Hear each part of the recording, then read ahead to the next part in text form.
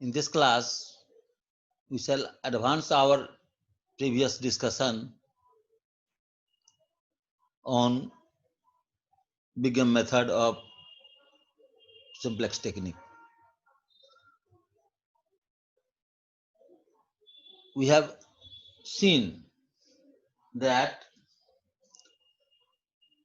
whenever the constraints is of less than or equal to type, we convert that constant or inequations into equality by adding slack variable. But when the constant in equation is of greater than equal to type, we may add surplus variable, we may deduct surplus variable from the left hand side to make it equal to the right hand side. But at the same time, we have to add some artificial variable because this surplus variable cannot come into the basic feasible solution. So an artificial variable is introduced into the system. And when there is a sign of equality, no slack or surplus variable is added, only the artificial value is added. I have also explained to you in the previous class that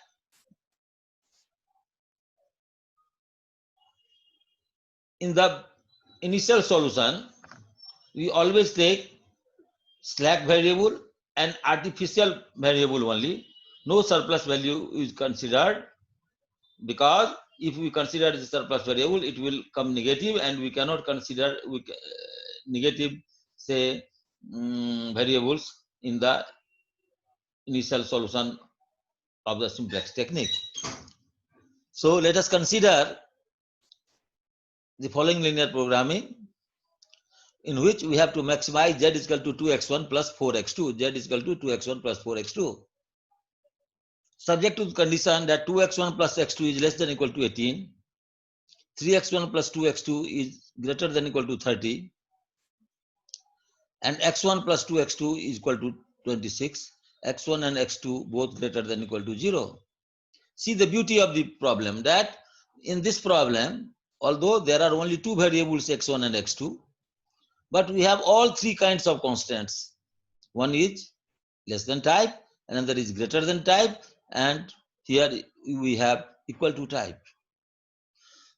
So what is our first step, or what is the prerequisite to any linear programming problem solution by simplex technique?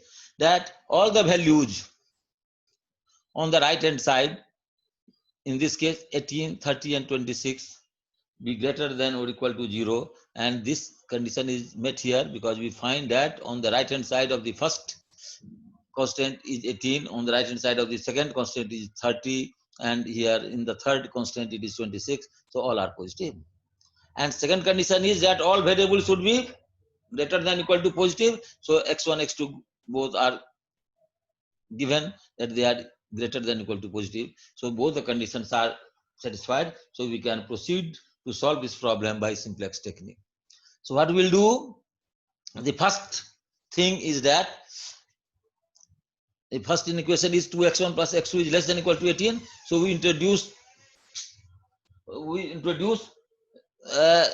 slack variable. So say 2x1 plus x2 plus s1 is equal to 18. The second equation is 3x1 plus 2x2 is greater than or equal to 30. So we deduct the surplus variable minus s2. Here s2 is the surplus variable, so minus s2, but we also add an artificial variable a1. So 3x1 plus 2x2 minus s2 plus a1 is equal to 30. And in the third case, x1 plus 2x2 is equal to 26. So here there is no slack or surplus variable. We only add artificial variable a2, and then our, say, constant gets modified to x1 plus 2x2 plus a2 is equal to 26. x1, x2, s1, s2, a1, a2 all greater than equal to 0. What is important here for all of you to note that the contribution of the slack or surplus variable in the objective function is 0. That is, they do not add any profit to the system. So our objective function z is equal to 2x1 plus 4x2 is plus 0 into s1 plus 0 into s2, because slack variable does not contribute, or surplus value does not contribute any profit in the system. So we give their coefficients as 0. So it will be 0 s1 plus 0 s2. But in the case of artificial variable, we assign a very large negative value minus m, so that it reduces the objective function to the worst number. Worst number means it will be lesser than the least number you can think. So what impact does it make on the solution? That our initial solution will be very bad. So if there is any value of a1 or a2 appearing in the final solution, your solution becomes infeasible, because this will make your value of z very low. So to start with, we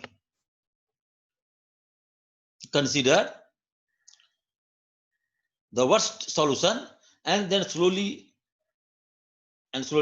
we try to improve upon the solution, and at the end we arrive at the best solution or the optimum solution. So what is the worst solution in this case? That we produce x1 is equal to 0, x2 is equal to 0. That is, no x1 and x2, only s1, because contribution of s1 is 0. So s1 is equal to 18. We give value 0 to x1, x2 and s2. So a1 becomes 30, and x1, x2, 0. So a2 becomes 26. So what happens? If you assign all these value x1, x2, s1 and s2 in this objective function, we get 2x1 0 0 0 0 minus m a1. A1 is equal to 30 and a2 is equal to 26. So minus 30m and minus 26 means minus 56m. So our initial solution is minus 56m, the worst solution which we can think of. Now from here we have to improve the solution. So what we do now, we transfer the given data into the simplex table. So in the simplex table, you know that in the first row we write the coefficients of the variables of the objective function. So what are the coefficients? x1 is 2, x2 is 4, s1 is 0, s2 is 0, a1 has a coefficient of minus m, a2 has a coefficient of minus m. So see, in this table we write contribution per unit, one Cj is the coefficients 2, 4, 0, 0, minus m and minus m. See here, I repeat, 2, 4, 0, 0, minus m, 2, 4, 0, 0, minus m and minus m. And then which variables we had selected for the initial solution? S1 is equal to 18, A1 is equal to 30, A2 is equal to 26. So we say S1, A1 and A2, S1 is equal to 18, A1 is equal to 30, A2 is equal to 26. And cost per unit or profit per unit, we always write CB, C stands for cost, but it may be profit in case of maximization and cost in case of minimization. So S1 has a coefficient of 0, S1 has a coefficient of 0, this is X1, this is X2, S1 has a coefficient of 0. A1 has a coefficient of minus m, A1 has a coefficient of minus 1, A2 has a coefficient of minus m, A2 has a coefficient of minus m, and this is the contribution. So we write their contribution cost per unit or profit per unit, and here the values of the coefficients of the first, second, and third, say constants we write. So use the first constant is 2x1 plus x2 plus s1, means x1 is equal to 2, x2 is equal to 1, s1 is equal to 1, and all others 0. So see here, x2 is equal to 1, x2 is equal to 1, x1 is equal to 2. See here, x1 is equal to 2, x2 is equal to 1, s1 is equal to 1. So x1 is equal to 2, x2 is equal to 1, and s1 is equal to 1. All other s2, a2, a1 is equal to 0 because there is no a1, a2, s2 here. In this case, we have x1 is equal to 3, x2 is equal to 2, no s1, so s1 will be 0, s2 will be equal to minus 1, and a1 will be equal to 1. So see, a2 is equal to 0 because no a2. So here we write 3, say 3, 2, 0, minus 1, 3, 2, 0, minus 1, and then a1 is equal to 1 and a2 is equal to 0, so 1 and 0. So 1 and 0, 1 and 0. Quantity anyway we have already written earlier. So in the third case we say it is 1, 2, 1, 2. A1, S1, S2 will be both 0. Then A1 will be 0. So A2 will be 1. So it will be 1, 2, 3 times 0 and 1. So they say 1, 2, 3 times 0, 1, 2, 3, 0. 1, 2, 3, 0, and then 1. And quantity we have already written. So this is the first simplex table. Now in this simplex table, we calculate the value of Z. Zj is what? We multiply each entry in the variable column with the cost per unit coefficients and then add up. So what happens here? 2 into 0 is 0. 3 into minus m is equal to minus 3m. 1 into minus m is equal to minus m. So minus 3m minus m is equal to minus 4m. So we get minus 4m. Here 1 into 0, 0.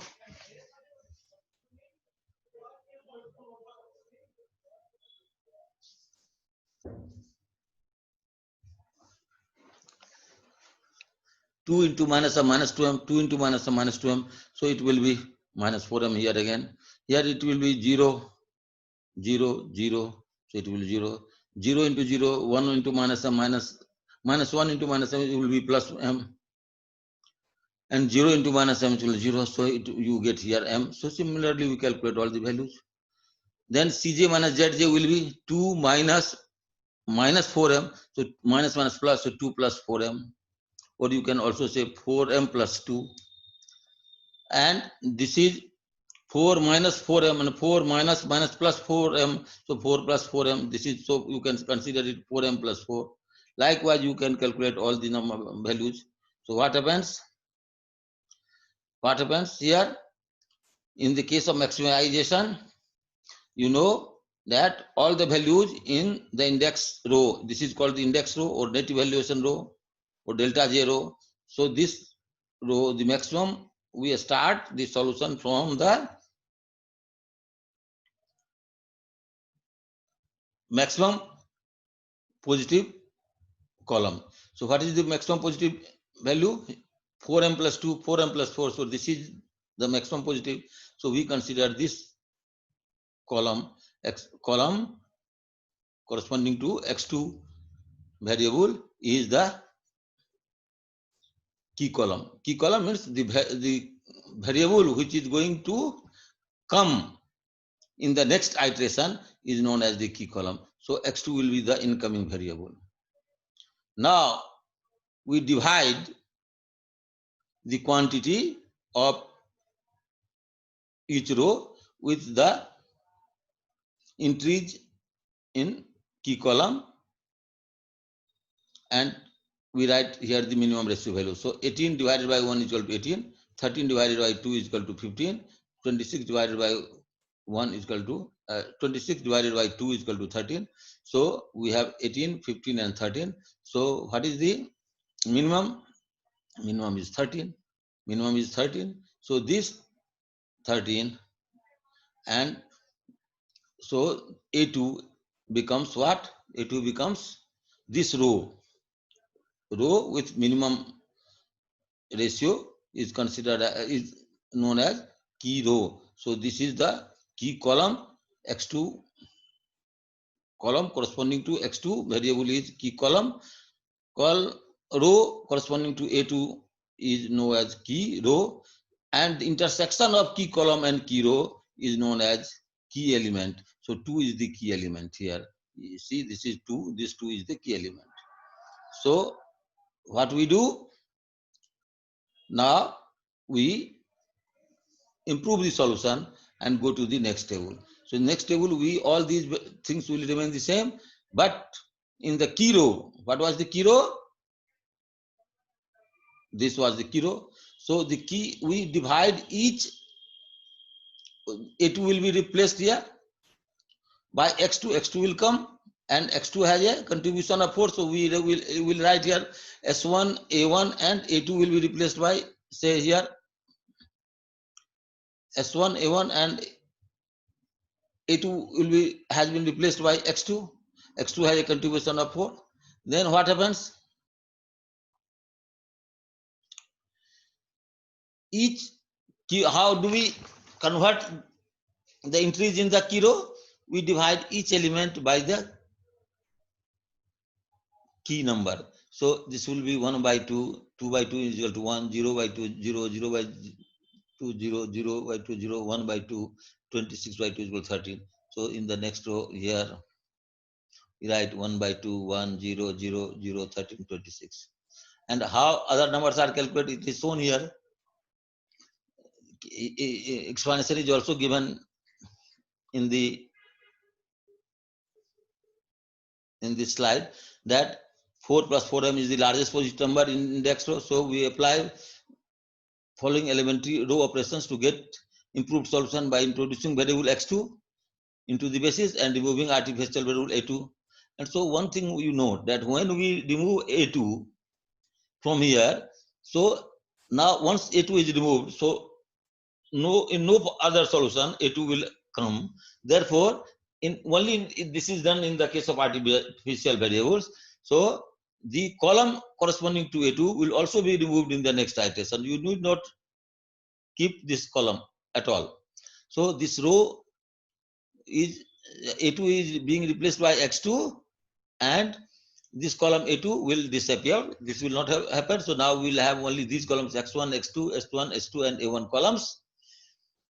And how do we convert the numbers? So say this is explained here. I have already explained to you in earlier class also, that the old number minus old number is this 2 divided minus old number 2. I give one example. 2 minus corresponding number here 1, corresponding number here 1 into 1 1 divided by the key element number 2. 2 will always remain there. So 1 into 1, 1 by 2. So 2 minus 1 by 2, that is equal to 3 by 2. So see here, in this table, this is 3 by 2. This 3 by 2 has come. And also, one thing that I had explained to you in the last class, that in the key column, all the elements except the key element becomes 0, because key element, you divide all the cell entries with the key element. So key element becomes 1 in the next iteration. 2 divided by 2 will be 1, and this 1 and 2 become 0 in the next table. So see here, so this in this table, this has become 0 and 0 here. Similarly, we convert all the numbers For example, I explain you any number you search here 1. How will you change it? 1?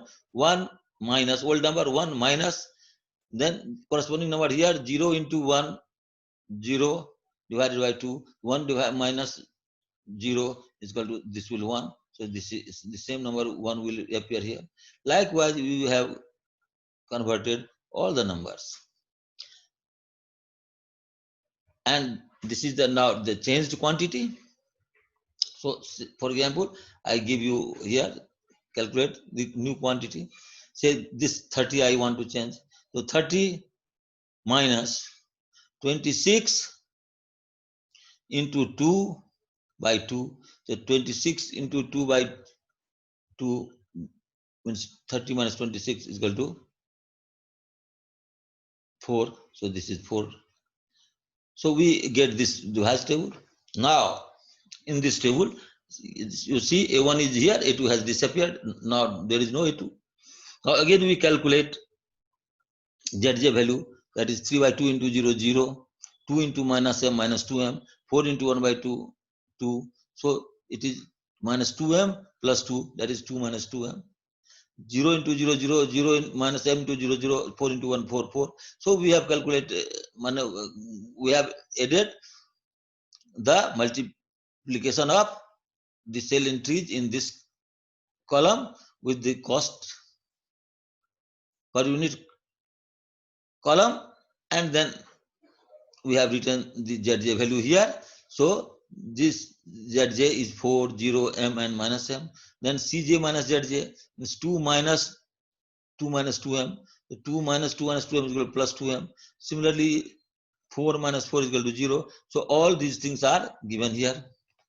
Now you see again, what you see, there should be no positive number here, because for the case of maximization, all the values in the index row or the net evaluation row or the delta J row should be either 0 or negative. So we see here that there are 0, 0, minus m and 0 entries here, but 1, 2m positive number is still existing here. So what we see, that this column will become the basis in the next iteration, that is this column becomes the key column. Now this is the key column, and now again we divide the quantity with the entries in this column. So 5 divided by 3 by 2 means this becomes 10 by 3. So 4 divided by 2 becomes 2.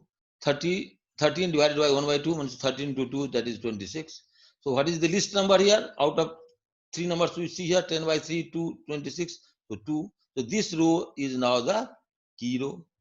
So this is the key column corresponding to x1 variable is the key column, and row corresponding to A1 row is the key row. Intersection is 2, so this is the key element. Any confusion? So A1 will get replaced by x1, and x1 has a contribution of 2. So in the next iteration, we shall write basic variable s1 0, and a1 gets replaced by x1. So x1 will have a coefficient of 2 and x2 will have a coefficient of 4. So see, in this table we are writing s1 0, x1 is equal to 2, x2 is equal to 4, and then we change the other numbers. Here 2 is the key element, so all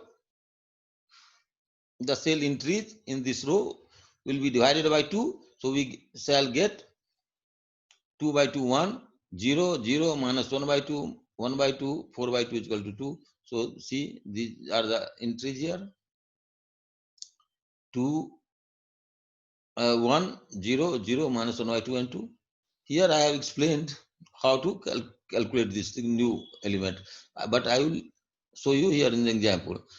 And in the key column, 3 by 2, 2, 1 by 2, this 2 has been replaced, 2 by 2 is equal to 1, and other 2 elements in this column will always be 0, because I have said that key column has only key element equal to 1 and other cell entries in the key column always remain 0. So you see here, this becomes in this column 1, and all other two, both the entries are 0 and 0 here, S1 and X2 becomes 0.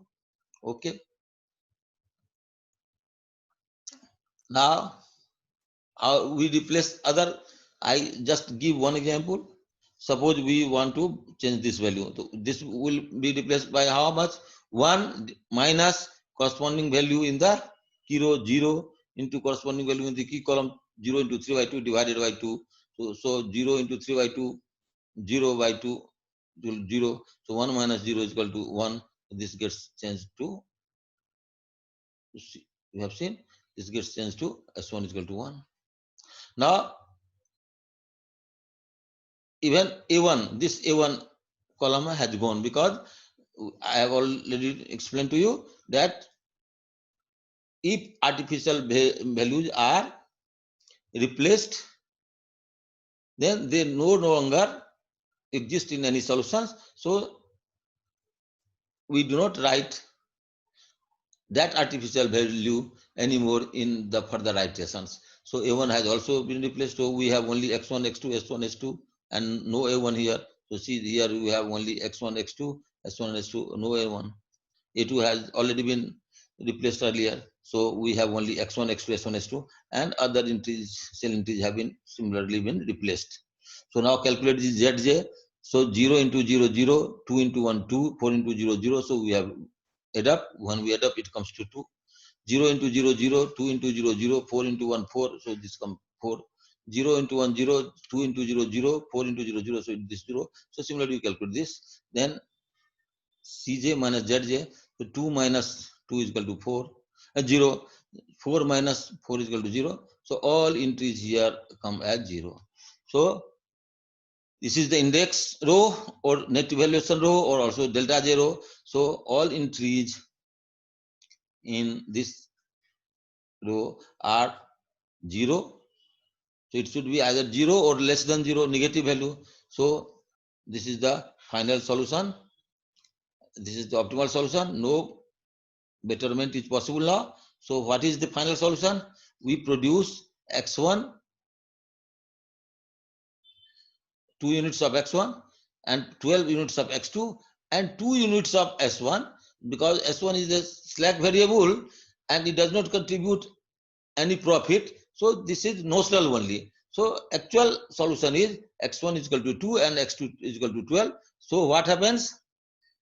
So what happens? Z max is equal to, what is the value of Z?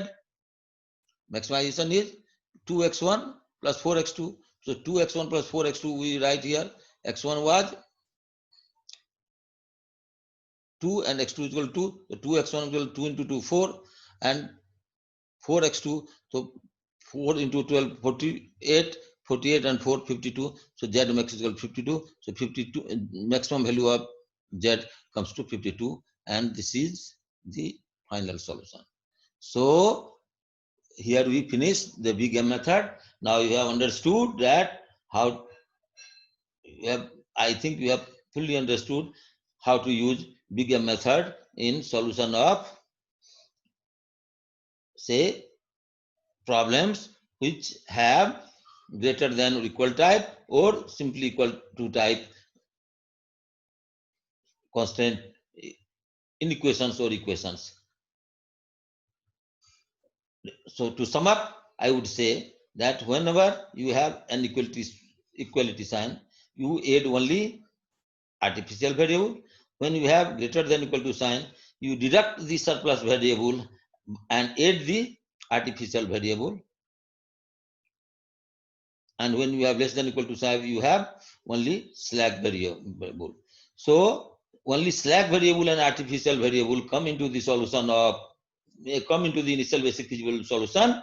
They do not, the surplus value does not appear in the initial basic feasible solution.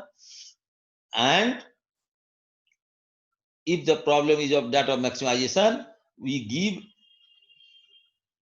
a coefficient of minus m to the artificial variable in the objective function, and if it is a case of minimization, we gave a coefficient of plus m in the objective function, so that the initial solution is the worst, and then we try to improve upon, and at the end you will find that normally artificial variable will not come into the solution, because if at all it comes, then the solution is infeasible, because you cannot get say so unbounded profit, nor you can get such a bad solution also. So this should not come, artificial variable should not come in the solution. And I would again suggest you that